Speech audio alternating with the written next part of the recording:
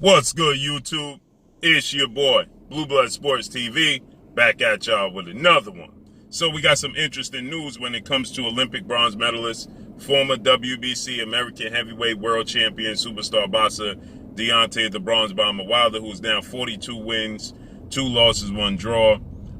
He has 41 big wins by way of knockout. Deontay Wilder, 35 years of age, stands at 6'7" with an 83-inch arm reach. With that said, Deontay Wilder, he lost his highly anticipated trilogy showdown with undefeated 2-time heavyweight world champion British superstar boxer Tyson the Gypsy King Fury 2 weekends ago. Okay, October 9th, Las Vegas, Nevada, T-Mobile Arena. Tyson Fury is now 31 wins, no losses, 1 draw, 22 wins by way of knockout. Tyson Fury is 33 years of age, stands 6'9" with an 85-inch arm reach. With that said, there were 5 knockdowns in the fight.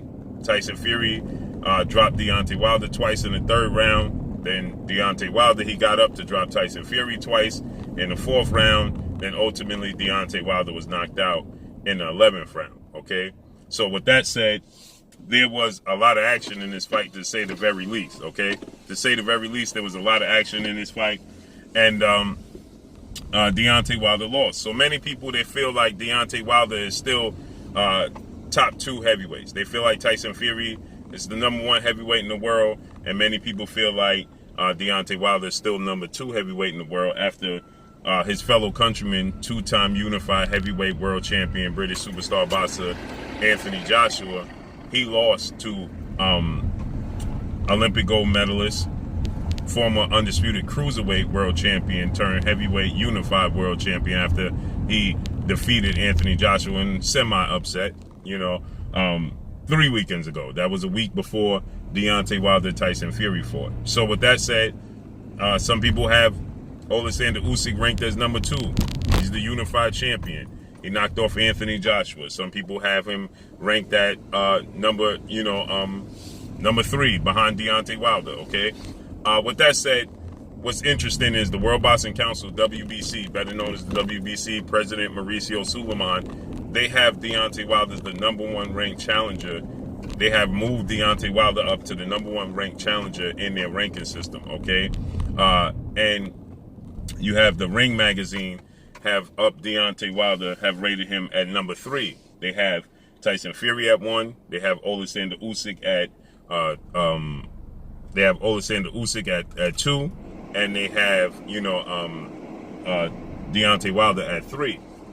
Now, what's interesting, the IBF, International Boxing Federation, the WBO, World Boxing Organization, and the WBA, World Boxing Association, they don't have Deontay Wilder ranked in the top 10 of their ranking system after he lost to what is seemingly the best heavyweight in the world in Tyson Fury. Okay, but they don't have him ranked in their top 10 ranking system, and they have guys that he clearly would be favored over if he was ever to face them. Okay, in their top 10 ranking system. So there we know it's simply about politics, and Deontay Wilder gets placed at #1 in the WBC rankings. So they have Tyson Fury is the champion, obviously. They have Dillian Whyte, British heavyweight superstar title contender, Dillian Whyte. They have Dillian Whyte as the mandatory, but he has to beat Otto Wallin, right? So Dillian Whyte has to beat Otto Wallin, okay? And after Dillian Whyte beats Otto Wallin, should he beat Otto Wallin October 30th, okay, then Dillian Whyte will be the mandatory challenger for Tyson Fury. What's interesting, like I said, is Tyson Fury doesn't have much interest in fighting Dillian Whyte. Tyson Fury doesn't have much interest in defending the titles. He's on record as stating that he's not interested in defending the titles a million times, and he held all 4 major sanction bodies, not simultaneously, but he has held all 4 major sanction bodies, all 4 major sanction belts. He's held the WBC, the IBF, the WBO, and the WBA, and the Ring magazine. So Tyson Fury, he stated that he doesn't have much interest in, defending the titles, or dare I say, becoming undisputed. He said that he wanted to beat Anthony Joshua just for the sake of beating Anthony Joshua. It had nothing to do with the belt. And he still wants to beat Anthony Joshua. Now, Anthony Joshua seems to be headed into a highly anticipated rematch with Alexander Usyk, and it looks like that fight is going to be scheduled to take place in April, sometime in April. So, with that said, Tyson Fury, he let it be known that he doesn't have much interest in fighting for belts, which leads back to Dillian Whyte. Is Tyson Fury even interested in fighting Dillian Whyte because he's the mandatory? Tyson Fury is not a guy who likes to be forced to do anything, okay? That's just not his forte. He doesn't like to be forced to do anything. He likes to move to the drum of his own beat. Tyson Fury, he's not interested in accolades in the sport of boxing. He's just interested in certain fighters, okay? He's let that be known when it comes to, Dillian Whyte defending the titles and things of that nature. I think that Tyson Fury just simply wants to, he wanted to beat Anthony Joshua. I think if Anthony Joshua would have beaten Alexander Usyk, I think that Tyson Fury would have been interested in that fight. But seeing as though Anthony Joshua lost that fight with Alexander Usyk, I don't think Tyson Fury has much interest in the belts. It's not about the belts. So with that said, what's interesting is Tyson Fury could possibly vacate the belt. The WBC, World Boxing Council, they understand that Tyson Fury could very well vacate that belt, and that they want to have a high-profile fighter fight for that belt, okay? Which means they want to have somebody that's a high-profile, sellable draw fight for that belt. And there's no bigger name and bigger person than Deontay Wilder. And so with that said, that's part of the reason why he's at number one in the ranking system. Because if Tyson Fury vacates that belt, as I explained to you guys before, Tyson Fury vacates that WBC belt, Deontay Wilder will face Dillian Whyte for the vacant WBC title. Now, I know I talked to Malik Scott, his new trainer, who's a former heavyweight title contender, star boxer, Malik King Scott, and he stated that they would love the winner of Alexander Usyk, Anthony Joshua, okay, for the unified belts. Now, what's interesting is Deontay Wilder can place himself in that position to fight for those belts. How can he do that, you ask? Because if he fights Trevor Bryant, who's the WBA regular champion, the heavyweight regular champion, Trevor Bryant, if he fights Trevor Bryant and he beats Trevor Bryant, he can very well put himself in position to be the mandatory challenger for whomever wins that fight, because he would be in the mandatory challenger, and they would have no choice but to defend the belts against him, okay? What's interesting is the WBA doesn't have him in their ranking system, okay? Actually, they don't have anybody worth note in their ranking system, that Deontay Wilder should reflect Deontay Wilder not being in their ranking system, okay? So we look at the WBA, okay, ranking system in the heavyweight division. Alexander Usyk is obviously the champion, okay? Trevor Bryant, 21 wins, no losses, no draws. He's the regular champion, okay? At number one, they have Daniel Dubois, who lost to Joe Joyce. And number two, they have Michael Hunter, 20 wins, 1 loss. They have Robert Helenius, number three, with 31 wins, 3 losses. Then they have Hughie Fury at 26 wins at number 4. Number 5 is Anthony Joshua. Number 6 is Luis Ortiz. Number 7 is Andy Ruiz.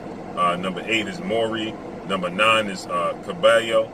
And number 10 is Adam Kownacki, okay, who just lost twice to Robert Helenius, okay?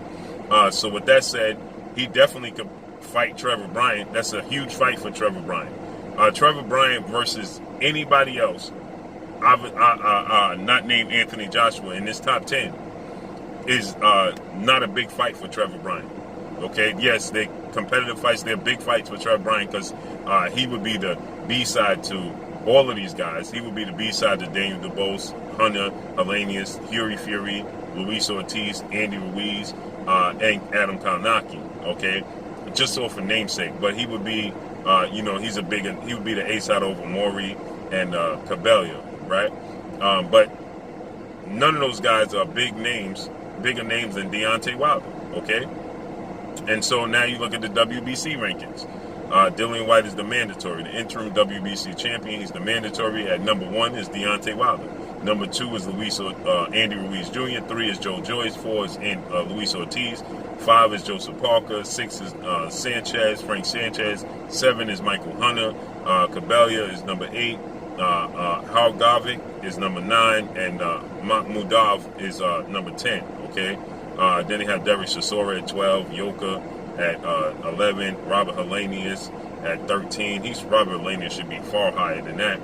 That's the WBC ranking system, okay? And now if you look at, you know, again, Deontay Wilder's not in the top 10 of any of these ranking systems other than the WBC. IBF, they have Charles Martin at number 1, right? That could be a route because the IBF, they hold stead on their mandatory. So if Deontay Wilder fought Charles Martin, he would become the IBF number 1 challenger, right? Then they have Hargreaves at number 2, Joseph Parker at 3, Anthony Joshua at 4, Yoka at 5, Joe Joyce at 6, Cabello at 7, Gassif at 8, Luis Ortiz at 9, and Andy Ruiz at 10, okay?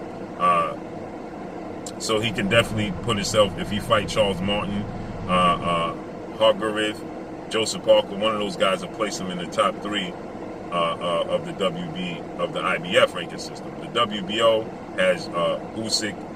Usyk is the champion. They don't have an interim champion. They have Usyk at number 1 and as the champion. Joe Joyce at number 2. Joseph Parker at 3. Andy Ruiz at 4. Frank Sanchez at 5. Michael Hunter at 6. Luis Ortiz at 7. Zhang at 8. Romanov at 9. And F.A. Ajaba at 10. Even though he's coming off of a loss. Okay, so I would say he could look to fight a guy like Charles Martin, a guy like, I like to fight Trevor Bryant. Somebody brought that to my attention, what I thought about him fighting Trevor Bryant. And now I think that could be a good move because it could put him in a position to be the mandatory challenger. He needs to be in the ranking system of the WBA, WBO, and IBF too. And me personally, I would say go the IBF route because they are the ones, the IBF and the WBO, they hold stead on their mandatories, okay? They don't bend when it comes to their mandatories. So if he can get a fight with Charles Martin, right, or Hargrove in the IBF ranking system. Now, Charles Martin is there because he was the champion at IBF. Get the Charles Martin fight, okay? Or, you know, in the WBA, you know, you could get the Trevor Bryant fight, okay? And, you know, I don't know how, you know, the WBA would stand with their mandatories because they're flaky, they're all over the place. But if you could get a fight with Trevor Bryant, if you offered Trevor Bryant a fight with Deontay Wilder, he would take it because he's going to make, it's going to be the biggest fight of his career. He's going to make more money than he's ever made in his career. It's going to be the biggest notoriety fight for him because everybody wants to see how Deontay Wilder comes back, okay?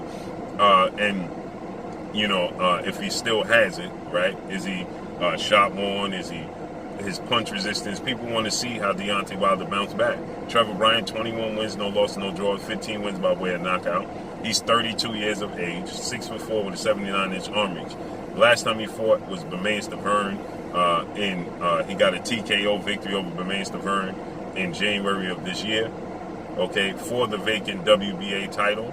And prior to that, he fought BJ Flores. He won that fight TKO. That was 3 years. 2018 was the last time he fought then. Then he fought once. Then he fought once in 2018. 3 years later, he fights Bermain Stavern in 2021. He fought twice in 2017, once in 2016. So he's just not very active, okay? But you seek out that fight. You give him the biggest payday of his career. That puts you in a position to be the mandatory challenger for the WBA. Then if I'm Deontay Wilder, I look to fight Charles Martin, right? Or Michael Hunter. Put himself in position to be the mandatory challenger in the IBF, right? Now you're the mandatory in the WBC, the IBF, and the WBA because he beats Trevor Bryant, knocks him out cold easily, and he beats Charles Martin same situation, same scenario. Okay, so he would be the IBF and the rankings and the WBA and the WBC to put himself in position to be the mandatory challenger for either Alexander Usyk or Anthony Joshua winner. That's the route Deontay Wilder should go. So let's see how this unfolds and plays out. But the WBC, they understand that Tyson Fury may flake out, may vacate the belt, and they put him right back in a position to where if Tyson Fury does vacate it, you'll see Deontay Wilder versus Dillian Whyte for the vacant WBC title. So let's see how everything unfolds and plays out. But that's all I got for y'all. Make sure you hit the like button, drop a comment in the comment section, let me know what y'all think.